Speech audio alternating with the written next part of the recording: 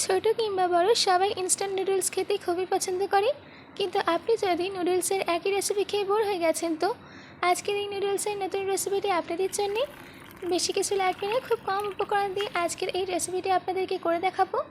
তো চলুন বেশি দেরি করবো না, শুরু করছি আমার আজকের এই সহজ রেসিপি। হ্যালো ফ্রেন্ডস, আমি পিনু কুক উইথ পিনুতে আপনাদের সবাইকে স্বাগত। এই রেসিপিটা বানানোর জন্য সবার প্রথমে আমি নিয়েছি ইপ্পি নুডলস 4টে। এবার আমি ইপ্পি নুডলসের প্যাকেটগুলোকে কেটে নুডলসগুলোকে আমি বের করে নেব। এবার আমি নুডলসগুলোকে বয়েল করে নেব। তার জন্য আমি আগে থেকে জল গরম করতে দিয়েছিলাম। জলটা ফুটে এলে একে একে নুডলসগুলোকে দিয়ে দিতে হবে।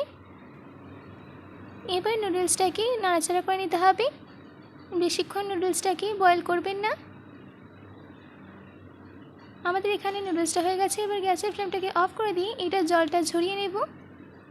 এবার আমি এই বয়েল করে নেওয়া নুডলসটাকে সাইডে রেখে দিচ্ছি। এই দিকে একটা প্যানের মধ্যে দিয়ে দিচ্ছি 1 চামচ বাটার।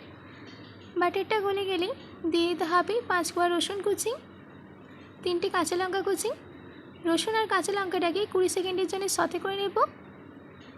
সতে করে নেওয়া হয়ে গেলে দিয়ে দিতে হবে 1/2 চামচ হলুদ গুঁড়ো, 1 চামচ কাশ্মীরি লাল লঙ্কার গুঁড়ো, স্বাদ মতো নুন, 1 চামচ ধনে গুঁড়ো, 2 চামচ ম্যাগি মশলা।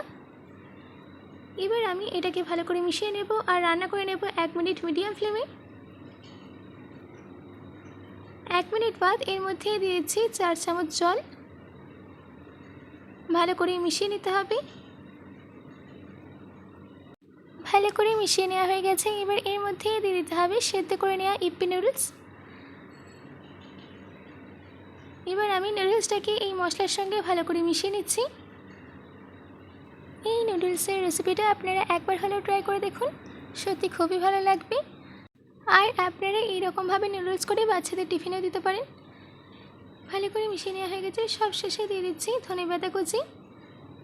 ধনেপাতা কুচিটাকে দেওয়ার পর আবারও মিশিয়ে নিচ্ছি। এবার গ্যাসের ফ্লেমটাকে অফ করে দিয়ে সার্ভ করে নেব। সার্ভ করে নেওয়া হয়ে গেলে সব শেষে দিয়ে দিচ্ছি হাফ লেবুর রস। বেশ, আমাদের নতুন ধরনের ইনস্ট্যান্ট নুডলসের রেসিপি রেডি হয়ে গেছে। আশা করছি আমার আজকের এই রেসিপিটি আপনাদের ভালো লেগেছে। বাড়িতে এটি অবশ্যই ট্রাই করবেন ও কমেন্ট করে জানাবেন যে কেমন হয়েছে। আজকের মতো এটুকু, আবার দেখা হচ্ছে অন্য কোনো রেসিপি নিয়ে। ভালো থাকবেন, সুস্থ থাকবেন।